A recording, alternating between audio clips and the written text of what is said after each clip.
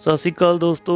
ਆਸ ਕਰਦਾ ਤੁਸੀਂ ਸਾਰੇ ਠੀਕ ਠਾਕ ਹੋਵੋਗੇ। ਦੋਸਤੋ, ਕੱਲ ਆਪਾਂ ਗੱਲਬਾਤ ਕੀਤੀ ਸੀ ਕਿ ਜਦੋਂ ਸੁਰਿੰਦਰ ਸੋਨੀਆ ਦੇ ਘਰ ਵਾਲੇ ਕਸ਼ਮੀਰੀ ਲਾਲ ਨਾਲ ਅਮਰ ਸਿੰਘ ਚਮਕੀਲੇ ਦਾ ਪੇਮੈਂਟ ਪਿੱਛੇ ਝਗੜਾ ਹੋ ਜਾਂਦਾ ਹੈ ਤਾਂ ਚਮਕੀਲਾ ਰਾਜਸਥਾਨ ਵਾਲੇ ਅਖਾੜੇ ਤੇ ਜਾਣ ਨੂੰ ਮਨਾ ਕਰ ਦਿੰਦਾ ਹੈ। ਉਸੇ ਦਿਨ ਚਮਕੀਲਾ ਟਿੱਕੀ ਨੂੰ ਕਹਿੰਦਾ ਹੈ ਕਿ ਟਿੱਕੀ ਵੀਰੇ, ਗੱਲ ਤਾਂ ਹੁਣ ਵਿਗੜੀ ਗਈ ਹੈ, ਕਿਉਂ ਨਾ ਇਹਨੂੰ ਸਿਰੇ ਹੀ ਲਾ ਦਿੱਤਾ ਜਾਵੇ।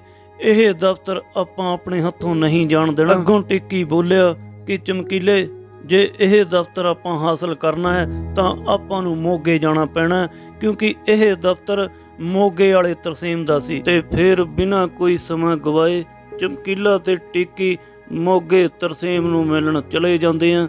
ਅੱਗੇ ਦੀ ਗੱਲਬਾਤ ਦੋਸਤੋ ਆਜੋ ਕਰਦੇ ਹਾਂ। ਜਦੋਂ ਅਮਰ ਸਿੰਘ ਚਮਕੀਲਾ ਤੇ ਕੇਸਰ ਸਿੰਘ ਟਿੱਕੀ ਸੁਰਿੰਦਰ ਸੋਨੀਆ ਦੇ ਘਰ ਵਾਲੇ ਕਸ਼ਮੀਰੀ ਲਾਲ ਤੋਂ ਆਪਣਾ ਦਫ਼ਤਰ ਛਡਾਉਣ ਲਈ ਦਫ਼ਤਰ ਦੇ ਮਾਲਕ ਮੋਗੇ ਵਾਲੇ ਤਰਸੇਮ ਕੋਲ ਮੋਗੇ ਪਹੁੰਚੇ ਤਾਂ ਇਹਨਾਂ ਨੂੰ ਡਾਕਟਰ ਬਚਿੱਤਰ ਸਿੰਘ ਮਿਲੇ, ਜੋ ਤਰਸੇਮ ਦੇ ਚਾਚਾ ਜੀ ਸੀ। ਉਹਨਾਂ ਨੇ ਮਿਲਦੇ ਸਾਰ ਹੀ ਕਿਹਾ ਕਿ ਆ ਬਾਈ ਚਮਕੀਲਿਆ, ਕਿਵੇਂ ਆਇਆ, ਕੋਈ ਕੰਮ ਹੈ? ਚਮਕੀਲਾ ਕਹਿੰਦਾ, ਚਾਚਾ ਅਸੀਂ ਤਰਸੇਮ ਨੂੰ ਮਿਲਣ ਆਏ ਹਾਂ। ਉਹ ਬੋਲੇ ਕਿ ਤਰਸੇਮ ਤਾਂ ਉੱਪਰ ਚਵਾਰੀ ਵਿੱਚ ਸੁੱਤਾ ਪਿਆ, ਤੁਸੀਂ ਉੱਤੇ ਜਾ ਕੇ ਉਹਨੂੰ ਮਿਲ ਲਵੋ। ਜਦੋਂ ਇਹ ਉੱਪਰ ਤਰਸੇਮ ਕੋਲ ਚਵਾਰੇ ਵਿੱਚ ਗਏ ਤਾਂ ਉਹਨੂੰ ਸਾਰੀ ਗੱਲਬਾਤ ਸਮਝਾਈ ਤਾਂ ਉਸਨੇ ਕਿਹਾ ਕਿ ਤੁਸੀਂ ਕਸ਼ਮੀਰੀ ਤੋਂ ਕੀ ਲੈਣਾ, ਉਹ ਦਫ਼ਤਰ ਹੀ ਤੁਹਾਡਾ ਹੈ ਜਿੰਨਾ ਚਿਰ ਮੈਂ ਬੈਠਾ ਹਾਂ। ਤਰਸੇਮ ਨੇ ਆਪਣੇ ਨੌਕਰ ਨੂੰ ਆਵਾਜ਼ ਮਾਰੀ, ਰਾਮੂ ਥੱਲਿਓਂ ਬੋਤਲ ਲਿਆ ਕੱਢ ਕੇ। ਇਹਨਾਂ ਨੂੰ ਸ਼ਰਾਬ ਪੀਂਦਿਆਂ ਤੜਕੇ ਦੇ 3 ਵੱਜ ਗਏ। ਚਮਕੀਲਾ ਜਜ਼ਬਾਤੀ ਹੋ ਕੇ ਸ਼ਰਾਬ ਦੇ ਨਸ਼ੇ ਵਿੱਚ ਭਾਵੁਕ ਹੋ ਗਿਆ ਤੇ ਤਰਸੇਮ ਨੂੰ ਕਹਿਣ ਲੱਗਾ ਕਿ ਤਰਸੇਮ, ਜੇ ਤੂੰ ਮੇਰਾ ਵੱਡਾ ਬਾਈ ਹੈ ਤਾਂ ਇਹ ਕਹਿ ਕਿ ਚਮਕੀਲਿਆ, ਇਹ ਦਫ਼ਤਰ ਤੇਰਾ ਹੀ ਹੈ। ਦਾਰੂ ਪੀਂਦੇ ਪੀਂਦੇ ਤਰਸੇਮ ਵੀ ਜਜ਼ਬਾਤੀ ਹੋ ਗਿਆ ਤੇ ਕਿਹਾ ਕਿ ਚਮਕੀਲੇ, ਐਡੀ ਕਿੱਡੀ ਕੁ ਗੱਲ ਹੈ, ਹੁਣੇ ਜੀਪ ਕੱਢ ਤੇ ਆਪਾਂ ਲੁਧਿਆਣੇ ਪਹੁੰਚਦੇ ਹਾਂ ਤੇ ਜਾ ਕੇ ਦਫ਼ਤਰ ਖੋਲ੍ਹਣਾ। ਜੀਪ ਸਟਾਰਟ ਕਰਕੇ ਇਹ 4-5 ਜਣੇ ਬੈਠੇ ਤੇ ਮੋਗੇ ਤੋਂ ਲੁਧਿਆਣੇ ਆ ਗਏ। ਇੱਥੇ ਆ ਕੇ ਤਰਸੇਮ ਨੇ ਪਹਿਲਾਂ ਦਫ਼ਤਰ ਦਾ ਜੰਦਾ ਤੋੜਿਆ ਤੇ ਫਿਰ ਲਾਇਆ ਬੋਰਡ। ਜਿਹੜੀਆਂ ਕੁਰਸੀਆਂ ਪਈਆਂ ਸੀ ਉਹ ਚਵਾਰੇ ਤੇ ਚਾੜ ਦਿੱਤੀਆਂ, ਜੋ ਬੋਰਡ ਸੀ ਉਹ ਦੁੱਗਰੀ ਵਾਲੀ ਨਹਿਰ 'ਚ ਰੋੜ ਦਿੱਤਾ। ਸਵੇਰੇ ਉੱਠ ਤੇ ਛੋਟੇ ਕਮਰੇ 'ਚ ਬੈਠ ਕੇ ਸਲਾਹ ਕੀਤੀ ਕਿ ਸਵੇਰੇ ਦਫ਼ਤਰ ਵਿੱਚ ਸ੍ਰੀ ਗੁਰੂ ਗ੍ਰੰਥ ਸਾਹਿਬ ਜੀ ਦਾ ਪ੍ਰਕਾਸ਼ ਕਰ ਦਈਏ। ਦਫ਼ਤਰਾਂ ਦੇ ਸਾਹਮਣੇ ਜੋ ਗੁਰਦੁਆਰਾ ਸਾਹਿਬ ਹੈ ਉੱਥੋਂ ਲਿਆ ਕੇ ਬੀੜ ਪ੍ਰਕਾਸ਼ ਕਰਵਾ ਦਿੱਤੀ ਤੇ ਸ਼ਟਰ ਖੁੱਲ੍ਹਾ ਰੱਖ ਕੇ 7 ਦਿਨਾਂ ਦਾ ਸਹਿਜ ਪਾਠ ਰਖਵਾ ਦਿੱਤਾ। ਜਿਹੜਾ ਵੀ ਕੋਈ ਕਲਾਕਾਰ ਆਉਂਦਾ ਮੱਥਾ ਟੇਕ ਕੇ ਪੁੱਛਦਾ ਕਿ ਕਸ਼ਮੀਰੀ ਲਾਲ ਦਾ ਬੋਰਡ ਕਿੱਥੇ ਹੈ। ਤਰਸੇਮ ਜਵਾਬ ਦਿੰਦਾ ਕਿ ਉਹ ਤਾਂ ਕੀਰਤਪੁਰ ਸਾਹਿਬ ਪਹੁੰਚ ਗਿਆ ਹੈ। ਇਹ ਦਫ਼ਤਰ ਮੈਂ ਚਮਕੀਲੇ ਨੂੰ ਦੇ ਦਿੱਤਾ ਹੈ। ਅੱਜ ਤੋਂ ਬਾਅਦ ਇਹ ਦਫ਼ਤਰ ਅਮਰ ਸਿੰਘ ਚਮਕੀਲੇ ਦਾ ਹੈ। ਉਸ ਸਮੇਂ ਇਹਨਾਂ ਕੋਲ ਪੈਸੇ ਵੀ ਨਹੀਂ ਸੀ। ਇਹਨਾਂ ਨੇ ਡਾਕਟਰ ਤਰਸੇਮ ਨੂੰ ਕਿਹਾ ਕਿ ਤੁਸੀਂ ਦਫ਼ਤਰ ਤਾਂ ਦੇ ਹੀ ਦਿੱਤਾ ਹੈ, ਹੁਣ ਸਾਨੂੰ ਇਸ ਵਿੱਚ ਰੱਖਣ ਲਈ ਫਰਨੀਚਰ ਵੀ ਲੈ ਦਿਓ, ਅਸੀਂ ਪ੍ਰੋਗਰਾਮ ਲਾ ਕੇ ਤੁਹਾਡੇ ਪੈਸੇ ਦੇ ਦੇਵਾਂਗੇ। ਅੱਜ ਪਹਿਲੇ ਦਿਨ ਹੀ ਡਾਕਟਰ ਤਰਸੇਮ ਨੇ ਇਹਨਾਂ ਨੂੰ 7 ਕੁਰਸੀਆਂ, 1 ਮੇਜ਼ ਲਿਆ ਦਿੱਤਾ। ਨਾਲ ਹੀ ਦਾਣਾ ਮੰਡੀ ਮੱਖੂ ਦਾ ਪ੍ਰੋਗਰਾਮ ਬੁੱਕ ਹੋ ਗਿਆ ਤੇ 500 ਰੁਪਏ ਐਡਵਾਂਸ ਦੇ ਗਏ। 3000 ਰੁਪਏ ਬਕਾਇਆ ਲਿਖ ਦਿੱਤਾ। ਇਸ ਦੇ ਨਾਲ ਹੀ ਪ੍ਰੋਗਰਾਮ ਹੋਰ ਬੁੱਕ ਹੋ ਗਏ। ਇੱਕ ਜਲੰਧਰ ਦੇ ਨੇੜੇ ਪਿੰਡ ਉੱਗੀ ਚਿੱਟੀ ਦਾ ਤੇ ਦੂਜਾ ਨਕੋਦਰ ਤਹਿਸੀਲ ਵਿੱਚ ਪਿੰਡ ਬਿੱਲੀ ਬੜੈਚ ਦਾ ਹੋਇਆ। ਇਹ ਦੋਵੇਂ ਜਣੇ ਉੱਠੀਆਂ ਛਾਲਾਂ ਮਾਰਨ ਲੱਗ ਪਏ ਕਿ ਸਾਡੇ ਤੇ ਪ੍ਰਮਾਤਮਾ ਦੀ ਬਹੁਤ ਮਿਹਰ ਹੋ ਗਈ ਹੈ। ਜਦੋਂ ਇਹਨਾਂ ਕੋਲ 3 ਪ੍ਰੋਗਰਾਮ ਬੁੱਕ ਹੋ ਗਏ, ਫਿਰ ਚਮਕੀਲਾ ਕਹਿੰਦਾ, ਟਿੱਕੀ ਭਾ, ਹੁਣ ਆਪਾਂ ਉਸਤਾਦ ਦੇ ਦਫ਼ਤਰ ਚੱਲੀਏ। ਜਦੋਂ ਦਫ਼ਤਰ ਵਿੱਚ ਗਏ ਤਾਂ ਉੱਥੇ ਅਗਾਂਹ ਪ੍ਰਿਥੀਪਾਲ ਸਿੰਘ ਦਫ਼ਤਰ ਵਿੱਚ ਬੈਠੇ ਸੀ। ਉਹਦੇ ਨਾਲ ਗੱਲ ਕੀਤੀ ਕਿ ਸਾਡੇ ਕੋਲ 3 ਪ੍ਰੋਗਰਾਮ ਬੁੱਕ ਹੋ ਗਏ ਹਨ ਤੇ ਕੁੜੀ ਕਿਹੜੀ ਲੈ ਕੇ ਜਾਈਏ। ਪ੍ਰਿਥੀਪਾਲ ਸਿੰਘ ਕਹਿੰਦਾ ਕਿ ਪਹਿਲਾਂ 1 ਬੋਤਲ ਤੇ ਕਿਲੋ ਸੂਰ ਦਾ ਅਚਾਰ ਲੈ ਕੇ ਆਓ। 1 ਬੋਤਲ ਅਤੇ 1 ਕਿਲੋ ਸੂਰ ਦਾ ਅਚਾਰ ਆ ਗਿਆ ਤਾਂ ਇਹਨਾਂ ਨੇ ਸ਼ਰਾਬ ਪੀਣੀ ਸ਼ੁਰੂ ਕਰ ਦਿੱਤੀ। ਜਦੋਂ 2-2 3-3 ਪੈਗ ਅੰਦਰ ਗਏ ਤਾਂ ਪ੍ਰਿਥੀਪਾਲ ਸਿੰਘ ਕਹਿੰਦਾ ਕਿ ਸਕੀਮ ਤੁਹਾਨੂੰ ਮੈਂ ਦੱਸਦਾ ਹਾਂ ਤੇ ਕੋਸ਼ਿਸ਼ ਤੁਸੀਂ ਆਪ ਕਰਿਓ। ਇਹਨਾਂ ਨੇ ਕਿਹਾ ਕਿ ਦੱਸ, ਪਹਿਲਾਂ ਪੈਗ ਲਾਓ ਫੇਰ ਦੱਸਾਂਗਾ। ਪੈਗ ਪੀ ਕੇ ਉਹਨਾਂ ਨੂੰ ਕਿਹਾ ਕਿ ਮਾਣਕ ਨਾਲ ਅਮਰਜੋਤ ਗਾਉਣੋਂ ਹਟ ਗਈ ਹੈ। ਟਿੱਕੀ ਨੇ ਕਿਹਾ ਕਿ ਪਿਰਥੀ, ਜੇਕਰ ਅਸੀਂ ਤੈਨੂੰ ਖਰਚੇ ਦੇ ਲਈ 20-50 ਰੁਪਏ ਦੇ ਦਿੰਦੇ ਹਾਂ ਤੇ ਤੂੰ ਸਾਡੇ ਨਾਲ ਫਰੀਦਕੋਟ ਚੱਲਿਆ ਜਾਵੇਂਗਾ। ਉਹ ਝੱਟ ਮੁੱਕਰ ਗਿਆ ਕਿ ਮੈਂ ਨਹੀਂ ਜਾ ਸਕਦਾ। ਪਰ ਜਦੋਂ ਦੂਜੀ ਬੋਤਲ ਆ ਗਈ ਤੇ ਪੈਗ ਲਾਇਆ, ਟਿੱਕੀ ਨੇ ਕਿਹਾ ਕਿ ਜੇਕਰ ਤੂੰ ਨਹੀਂ ਜਾ ਸਕਦਾ ਤਾਂ ਮੈਂ ਜਾ ਕੇ ਆਊਂਗਾ। ਝੱਟ ਚਮਕੀਲੇ ਨੇ ਕਿਹਾ ਕਿ ਟਿੱਕੀ, ਆਹ ਚੱਕ 150 ਰੁਪਇਆ ਤੇ ਤੂੰ ਫਰੀਦਕੋਟ ਤੋਂ ਸਾਰੀ ਗੱਲਬਾਤ ਕਰਕੇ ਅਮਰਜੋਤ ਨੂੰ ਨਾਲ ਹੀ ਲੈ ਕੇ ਆਵੀਂ, ਕਿਉਂਕਿ ਦਿਨੇ 12 ਕੁ ਵਜੇ ਹੀ ਦਾਰੂ ਪੀਣੀ ਸ਼ੁਰੂ ਕਰ ਦਿੱਤੀ ਗਈ ਸੀ। ਹੁਣ 3 ਵੱਜ ਗਏ ਸੀ। ਟਾਈਮ ਪੁੱਛ ਕੇ ਟਿੱਕੀ ਜਦੋਂ ਥੱਲੇ ਉਤਰਿਆ, ਥੱਲੇ ਰੰਗੀਲੇ ਜੱਟ ਦੇ ਦਫ਼ਤਰ ਵਿੱਚ ਅਮਰਜੋਤ ਦਾ ਡੈਡੀ ਬੈਠਾ ਗੱਲਾਂ ਬਾਤਾਂ ਕਰਦਾ ਸੀ, ਰੰਗੀਲੇ ਜੱਟ ਨਾਲ ਸੈੱਟ ਬਣਾਉਣ ਦੀਆਂ। ਟਿੱਕੀ ਨੇ ਅੰਦਰ ਆ ਕੇ ਸਤਿ ਸ੍ਰੀ ਅਕਾਲ ਬੁਲਾਈ ਤੇ ਪੁੱਛਿਆ ਕਿ ਪਾਪਾ ਜੀ ਤੁਸੀਂ ਕਿਵੇਂ ਆਏ ਹੋ। ਉਹਨਾਂ ਨੇ ਕਿਹਾ ਕਿ ਮੈਂ ਰੰਗੀਲੇ ਜੱਟ ਨਾਲ ਥੋੜੀ ਜਿਹੀ ਗੱਲਬਾਤ ਕਰ ਲਵਾਂ, ਇਹ ਇੱਕ ਖਾਸ ਗੁਪਤ ਗੱਲ ਹੈ। ਟਿੱਕੀ ਨੇ ਕਿਹਾ ਕਿ ਅਸੀਂ ਗੁਫ਼ਤਗੂ ਕਰਕੇ ਕਦੋਂ ਕੁ ਵਿਹਲੇ ਹੋਵਾਂਗੇ। ਉਸਨੇ ਇਹਨੂੰ ਅੱਧੇ ਪੌਣੇ ਘੰਟੇ ਦਾ ਸਮਾਂ ਦੇ ਦਿੱਤਾ। ਇਹ ਦਫ਼ਤਰ ਉਤਰ ਕੇ ਪੌੜੀਆਂ ਦੇ ਥੱਲੇ ਖੜ ਗਿਆ ਤੇ ਚਮਕੀਲੇ ਨੂੰ ਕਿਸੇ ਹੱਥ ਸੁਨੇਹਾ ਭੇਜ ਦਿੱਤਾ ਕਿ ਤੈਨੂੰ ਟਿੱਕੀ ਨੇ ਬੁਲਾਇਆ ਹੈ। ਚਮਕੀਲਾ ਥੱਲੇ ਟਿੱਕੀ ਕੋਲ ਆ ਗਿਆ। ਟਿੱਕੀ ਨੇ ਚਮਕੀਲੇ ਨਾਲ ਟੀਚਰ ਨਾਲ ਕਿਹਾ ਕਿ ਮੈਂ ਫਰੀਦਕੋਟ ਜਾ ਕੇ ਆਇਆ ਹਾਂ। ਇੰਨੇ ਚਿਰ 'ਚ ਅਮਰਜੋਤ ਦਾ ਡੈਡੀ ਥੱਲੇ ਉਤਰ ਆਇਆ। ਚਮਕੀਲੇ ਨੇ ਕਿਹਾ ਕਿ ਇਹਨਾਂ ਨੂੰ ਉੱਪਰ ਲੈ ਆਓ। ਟਿੱਕੀ ਨੇ ਕਿਹਾ ਕਿ ਆਪਾਂ ਦਫ਼ਤਰ 'ਚ ਨਹੀਂ, ਆਪਣੇ ਕਮਰੇ 'ਚ ਗੱਲਬਾਤ ਕਰਦੇ ਹਾਂ।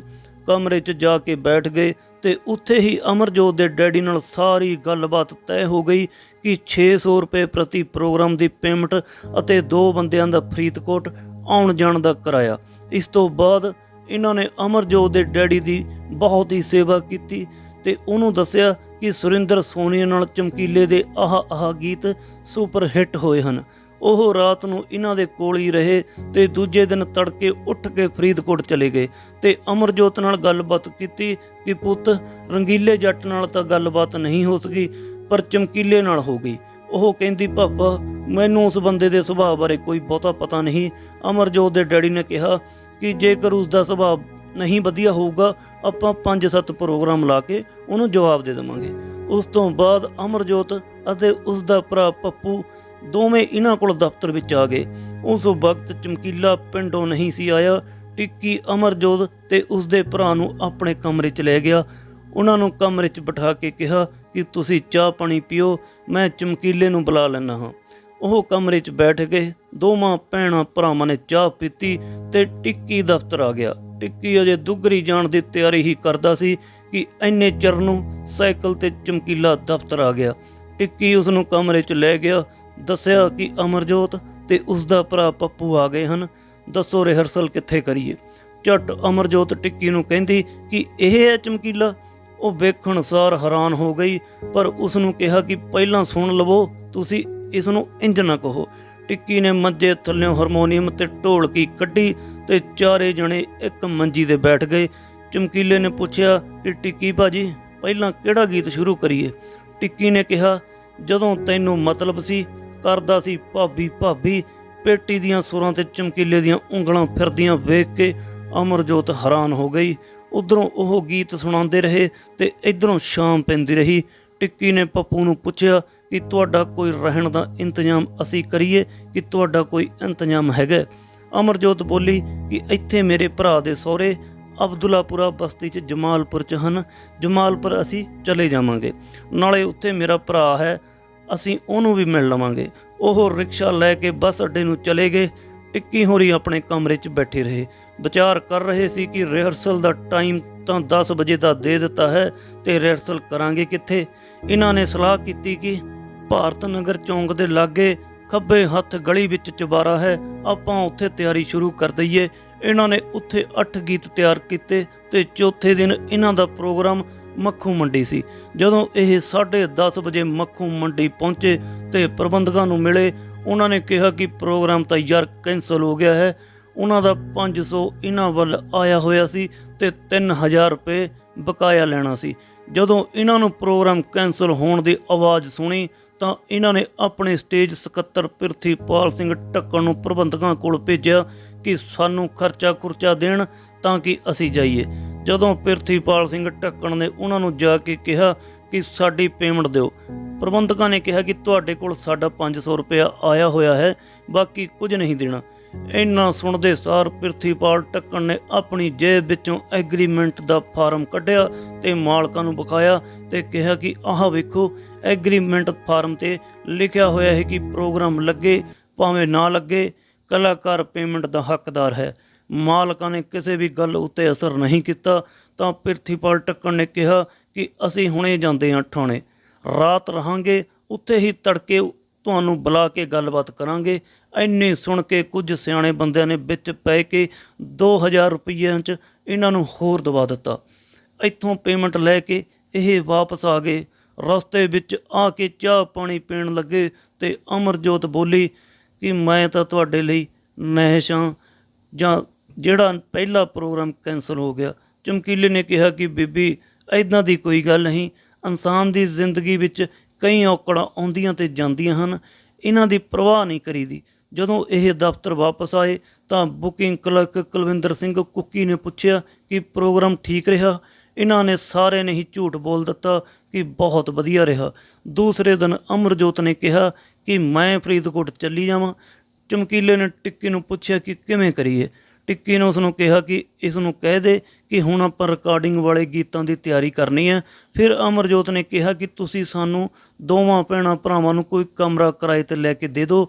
ਟਿੱਕੀ ਨੇ ਕੋਸ਼ਿਸ਼ ਕਰਕੇ ਅਸ਼ੋਕੀ ਸਕੂਟਰਾਂ ਵਾਲੇ ਨੂੰ ਪੁੱਛਿਆ ਕਿ ਕੋਈ ਕਮਰਾ ਕਿਰਾਏ 'ਤੇ ਮਿਲ ਜੂਗਾ, ਤੇ ਅੱਗੇ ਅਸ਼ੋਕੀ ਸਕੂਟਰਾਂ ਵਾਲਾ ਕੀ ਜਵਾਬ ਦਿੰਦਾ ਹੈ, ਇਹ ਸਾਰੀ ਗੱਲਬਾਤ ਦੋਸਤੋ ਕੱਲ੍ਹ ਦੀ ਵੀਡੀਓ ਵਿੱਚ ਕਰਦੇ ਹਾਂ। ਬਹੁਤ ਬਹੁਤ ਧੰਨਵਾਦ।